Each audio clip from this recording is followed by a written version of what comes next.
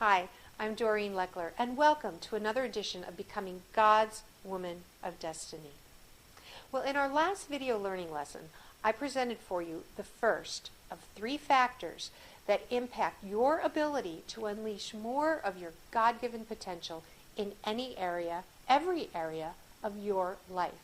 And if you didn't have a chance to view that, you might want to pop back and take a look at that video because it lays the foundation for where we're heading today. Because today I'd like to present you with the second factor that impacts your potential.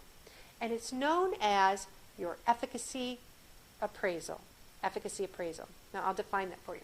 Efficacy defined is the ability to cause or make happen.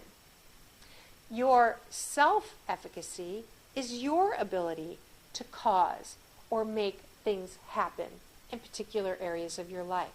And your efficacy appraisal is your own opinions about your abilities to cause and make things happen. Now, here's the interesting thing. Anytime you or I are confronted with new information, opportunities, goals, tasks, challenges, roadblocks, whether they're self-imposed, meaning you give them to yourself, or others give them to you, say like an employer or a teacher or a parent.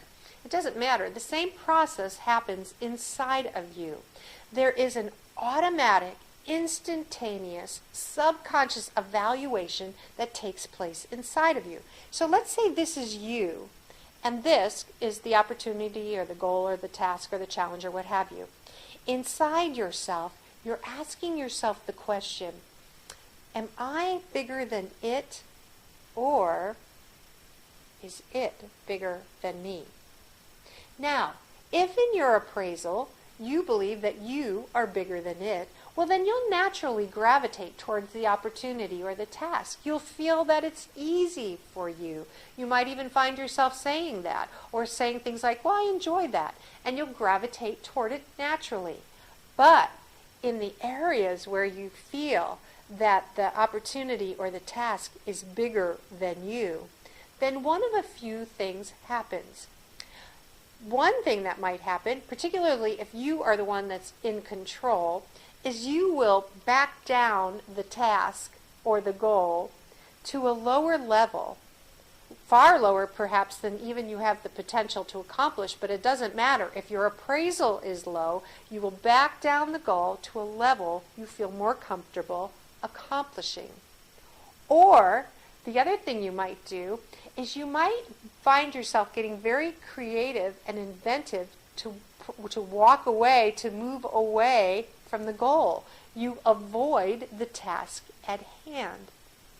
Now, here's the interesting thing, and it's important to differentiate the difference between low self-esteem and low self-efficacy.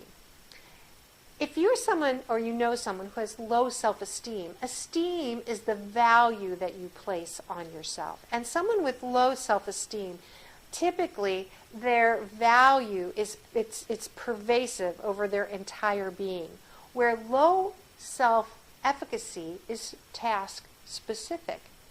It's not the entire, you don't feel terrible about yourself overall, it's task specific. Here's what I mean by that. Let's say, for instance, that you have a strong talent, a strong fondness, and an affinity toward writing your ideas on paper.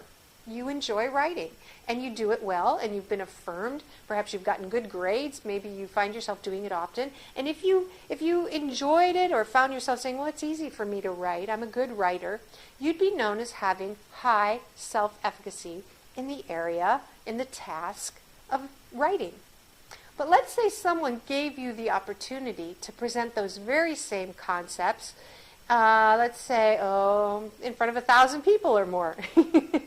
And you went, you would be known as having low self-efficacy in the area of public speaking. Public speaking. So efficacy is task specific. And the good news is, just like locus of control in our previous video learning lesson, efficacy is developable. It's developable. And it just begins by becoming consciously aware of your subconscious thinking patterns and attitudes. Because when you find yourself backing away from things or lowering your expectations and goals on opportunities and tasks that are presented to you, the question you want to ask yourself, instead of just reacting and responding, is to say, do I really, really not have the ability? Or is it possible that I just have a low appraisal of myself in that particular area?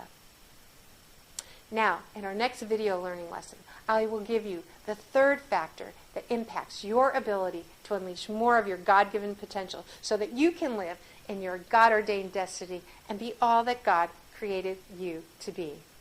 Stay tuned.